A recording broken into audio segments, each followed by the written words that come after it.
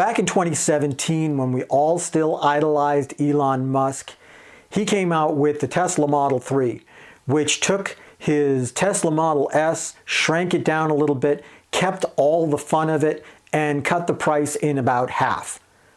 People just lining up like crazy to buy this thing, and I was one of them.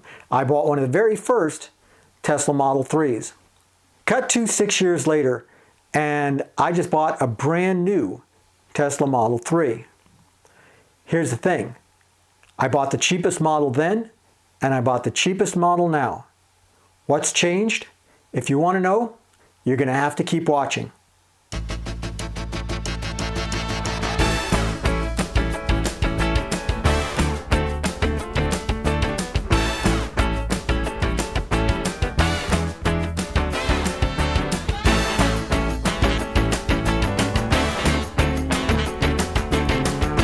Welcome to the channel.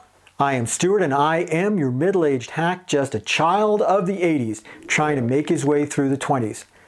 Like I said, I bought the cheapest possible Tesla Model 3 in 2018. And I just bought the cheapest possible Tesla Model 3 in 2024. What's good? What's bad? What's different? What's exactly the same? If you want to know my perspective, you're going to have to listen. Here we go. This is a typical 2018 Tesla Model 3. I took this picture off the internet. This one isn't mine, but I bought one just like this. The cheapest one you could buy at the time, that was the Model 3 Long Range, which clocked in at about $49,900, suggested retail price, plus tax, tag, all that other stuff. And it was pretty revolutionary. It was available in a lot of colors, but I bought mine in black because you had to pay for all those other colors. It was available in a dual motor version, which was even faster, but I didn't buy that. I bought the cheapest one there was, because at $50,000, this was double the price of any other car I'd ever bought. And I expected this to be a mind-blowing experience. In 2024, I did it again. I bought the cheapest Tesla Model 3 there is. This is the 2024 Tesla Model 3 rear-wheel drive. It comes in gray for free. They call it stealth gray. And it is available for $38,800 MSRP plus tax and tag and doc fees and all that other stuff. When I look at both, there's stuff that, honestly, I got to tell you, I think has come an incredible distance. And for $11,000 less in 6 years, for a car that looks very similar, it's incredibly, incredibly different. Let's talk about the build quality. The first Teslas to come off the assembly line were not incredibly well built. Mine was okay. It was not perfect, and it took a couple of trips back to the dealership for them to take things apart and put them back together to get rid of some of the things that should never have made it out of the factory in the first place. Squeaks and rattles and groans and things like that that should never have been there. Plus, it took a number of software updates for things to start happening. When I first got the thing, the radio didn't work at all. They fixed that very quickly. A lot of other stuff, they kind of started rolling in. All the features we think of today, the entertainment features and the fun, that wasn't there yet. Sentry mode wasn't there yet. As a matter of fact, a lot of stuff wasn't there yet. But the thing that was probably the worst was that build quality. And I kind of regretted getting the 2018 Model 3 so quickly, because I knew they'd be continuing to work on that build quality, but what I got just didn't stand up. Throughout its entire run, it had issues where it would kind of creak and groan. It was very loud for an electric car. That, you know, you got a lot of wind noise and a lot of outside noise. The cameras were not fantastic. The windshield wipers were not incredibly good. Just overall build quality was not as good. The new one is so much better. The panel gaps are better. The paint is incredibly better.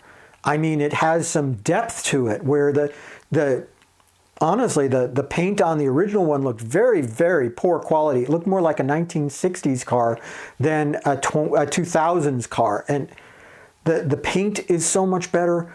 The noise reduction, I mean, they've put in like double pane glass in a lot of places, which is so much better for noise reduction. There are no creaks, no groans. And in that way, it is a vastly improved car. Well done.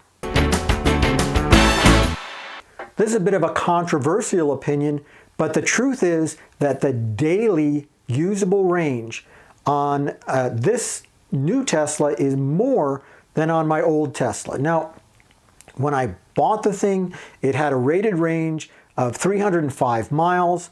By the time I was done with it, it had a rated range of about 285 miles. Everybody's is going to vary because it's supposed to take into account the degradation of your particular battery and how that has worked to try to figure out what the maximum range is.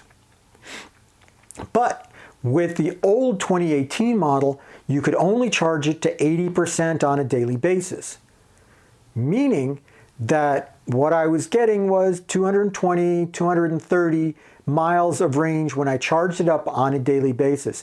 If I wanted all of that other range, well, I had to charge it up to 100%, which took a long time, and I had to plan ahead because that last couple of minutes or the last couple of miles of charge is going to take forever to do.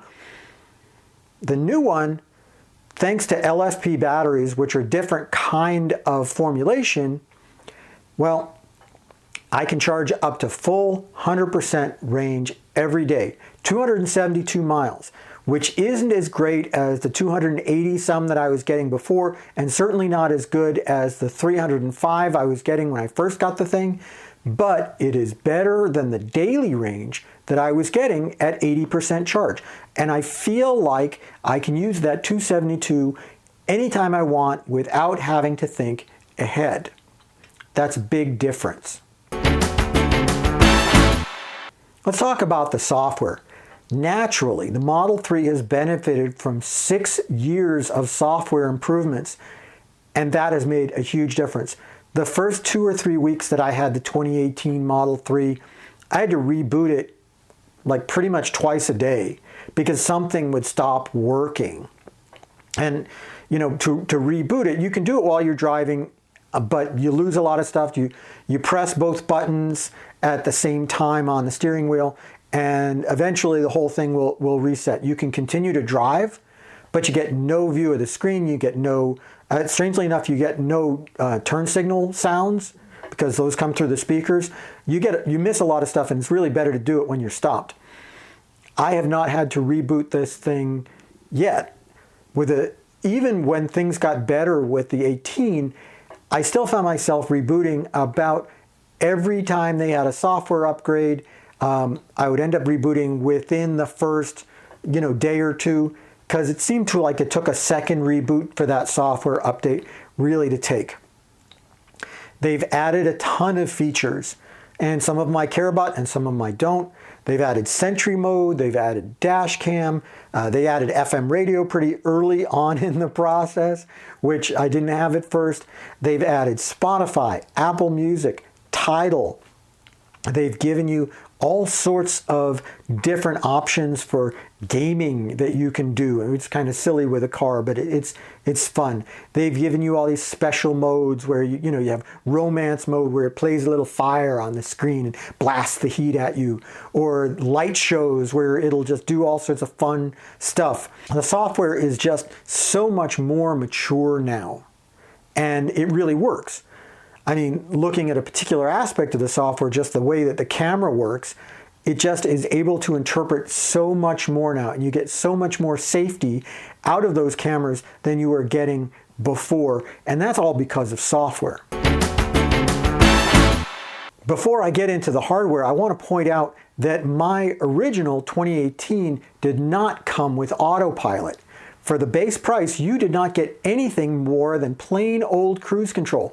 And the new one comes with autopilot. It comes with a free trial of full self-driving, but then after that you have to pay for it if you really want it.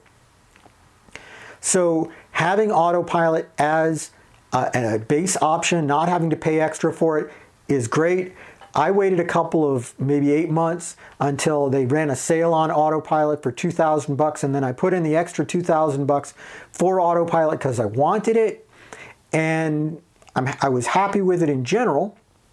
I would have been happier with it if I hadn't have spent $2,000 to get it.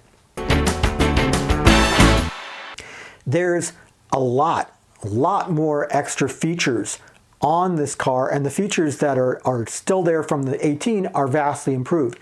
The way that the airflow is around the car is vastly improved. I don't feel like it's just blowing in one space anymore. I feel like it's doing a better job of blowing throughout the car. You have individual vent control in the back. You have a whole screen in the back for controls, which is fantastic if you have rear seat passengers.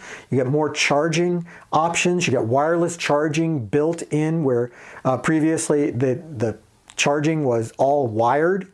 And by the way, it only came with one lightning cable and one USB-C cable. So if you had two of each, you always had to buy their cable, and it was always overpriced. It's got blind spot warning lights.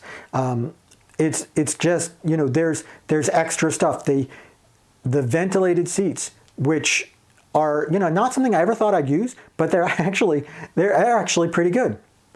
There's just so much more to like. There's so many more just features in this car that make the 24 a better choice than the 18. Finally, I would be remiss if I did not point out that this thing cost $11,000 less, $13,000 less if you include the cost of autopilot. And for all of that, it's a much better car. And if you look at everything else in the last 6 years, I think something like a hamburger at a fast food place is pretty much double what it was 6 years ago. And here's something that's $11,000 less, and it's better. So I'm going to give Tesla a lot of credit for that. But that's the last thing that I'm going to say good for a little while, because I want to talk about the things that I don't like about the 2024 base model Tesla Model 3. For your basic $38,000, there's stuff that you do not get, that you got on the $50,000 model. Granted, it was more expensive, but there's things that you expect from a $38,000 car that you do not get here. You do not get floor mats of any kind. You can buy them online. They're about $60. That's not a huge thing, but you know, come on. Floor mats in a $38,000 car. Really, you know, they could have raised the price by $60 and included floor mats. I would have been okay with that. You don't get just little things, the license plate situation. Teslas used to come with a really nice metal license plate frame. They don't come with that anymore. Used to be that Tesla would put the front license plate frame on for you if you lived in a state that required it. Now they won't even do it if you ask. So there's, again, a $38,000 car. You expect a higher level of service on that. I've seen Lexuses which go for $38,000 and they give you a lot more service and a lot more just like I said, the floor mats and the little stuff like that. It doesn't come with any of the storage bins that it should come with. Just big areas in the center console where stuff is going to drop down. And that is something I remedied on AliExpress for like $30. But they could have just raised the price $30 and I would have been fine with that. Same thing with what you get in the trunk. Used to be there were little bins, and now there are kind of holes where little bins could be. You can buy bins, but you have to buy them. You see what I'm saying? For a vehicle that's this expensive, it's kind of surprising it doesn't come with some of these basic things. There's little things that shouldn't bother me, but do. The The glove box is smaller, which I thought the old glove box was pretty small. This is even smaller than that. Basically, you're going to fit a pair of gloves and your registration in there, and that's it. And it also closes with a really loud thump, which is great because I guess it's magnetic or whatever, but it closes with a really loud thump, and it's kind of annoying if you need to get in there. You do not get a charger, a mobile charger with this. The original Model 3 came with a very nice mobile charger with a bunch of different options for 110 and 220 volt. This doesn't come with it. And if you want it, it costs quite a bit more. It doesn't come with the garage door opener built in. You can take a free trial if your garage door supports MyQ. And then after that, it's $45 a year if you want to pay for that. If you want to have the garage door opener put in, it's like $300. I guess the feeling is maybe people don't go into their garages or something, so they didn't see the value in that. I do go into my garage, and I think it's a shame they did not include that. Again, that's something that you see in other $38,000 cars where Tesla isn't really competitive. Another thing that kind of seems petty is they took away Disney Plus from the streaming options. Hulu is still there, which is weird because Disney owns Hulu, but they took away Disney Plus, and the rumored reason for this is that Elon doesn't like the people at Disney, and that could very well be true. I didn't use Disney Plus a lot. It just seems kind of petty that they took it away because they had some of that stuff. They have, in the latest software, they took away a lot of the original emulation games, Asteroids and Tempest and Missile Command and a bunch of that stuff.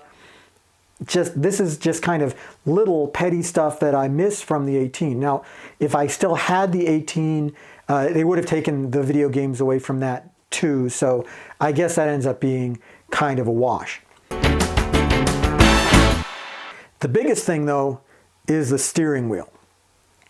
Friends, I may live long enough to get used to having the directionals being buttons on the steering wheel instead of a stock. I may. And it actually, if you're used to it, it probably makes sense because it's right there where your thumb is and you can use it really fast. But in a pinch, I've been driving for almost 40 years.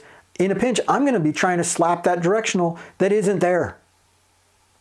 And there's absolutely no reason that couldn't have been left exactly the way it was. It wasn't hurting anything. The same thing with the gear changer.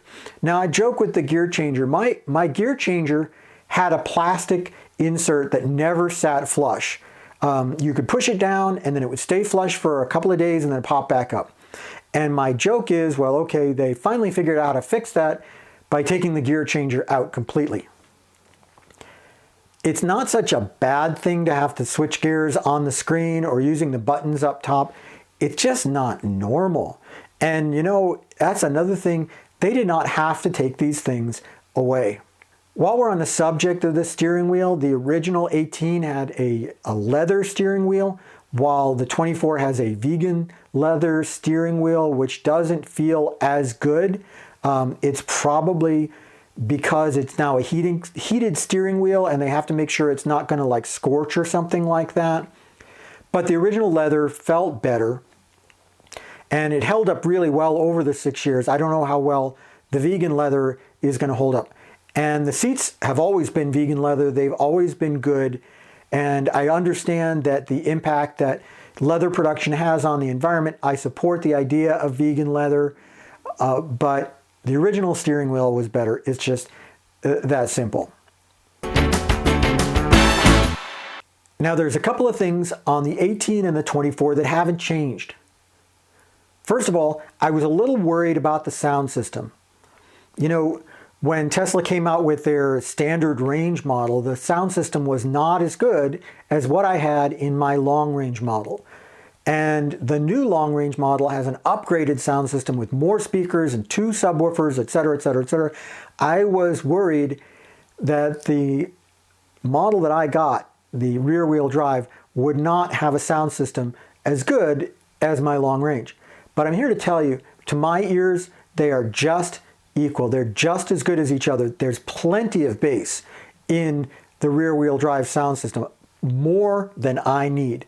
And for what I use the sound system for, it's really just as good. And since the cabin itself is quieter, that probably makes it better. The other thing that hasn't changed is that this car is still a blast to drive. It still gets the same a sub 6 second 0 to 60 that the other car did. I think the other car was rated at 5.6 and this one's rated at 5.80 to 60. Who cares 0.2 of a second? I'm not a drag racer. I don't care. I actually leave the thing in chill mode most of the time. Anyway, it's still a blast to drive. It's got, you know, still the same dynamics of having the battery on the floor. So it's very good in corners. It accelerates out of the gate like a rocket. And it is still going to be better than practically any other car that you would have ever gotten for any price up till about 2005. That hasn't changed. It still has the great panoramic roof, which is fantastic. It's still got tons and tons of trunk space. It now has a power trunk, which is great. It still has that front trunk, which is a little smaller, by the way. I know this because I kind of stole the carpeted floor mat out of my old one and tried to use it in the new one, and it didn't work because it was a little bit too big to fit in the front trunk. But it's still got all of that storage space. It's still a really great car. That part hasn't changed. So I had done another video where I asked if you should go with the long-range Tesla because it's now only about $1,000 more than the rear-wheel drive model. And I think there's reasons if you've got the $1,000 that you might want to spend it. But I said at the end of that video, spoiler alert, that the rear-wheel drive is still a great car and it still comes in at a great price, and I still think you should get one. I am incredibly glad that I got this 24 Tesla Model 3. I think at the end of 6 years it is going to be in much better shape than my 2018 was. And Tesla did a great job. They took care of me. You cannot beat Tesla's purchase experience. I was in and out in 15 minutes. I did it all on the app ahead of time. I got a very reasonable trade-in offer for my 18, so it was just super easy. I didn't even have to give them any money when I walked in the door. I still strongly recommend Tesla, and I still strongly recommend the cheapest model that you can get because, let's be honest, at $38,800, it still isn't that cheap, but it's a lot cheaper than it used to be, and it's actually better. If only they would have left the steering wheel alone. That's it for this video. I am Stuart, I am your middle-aged hack, and I'm going to ask you please like and subscribe. Leave a comment if you agree with me or even if you don't, especially if you don't, because I want to drive that engagement. I'm trying to get this channel up to 1,000 subscribers so I can monetize it, and you are a big part of that. I'm very grateful for you to listen and watch these videos, and thank you so much. I will see you again next time on The Middle-Aged Hack.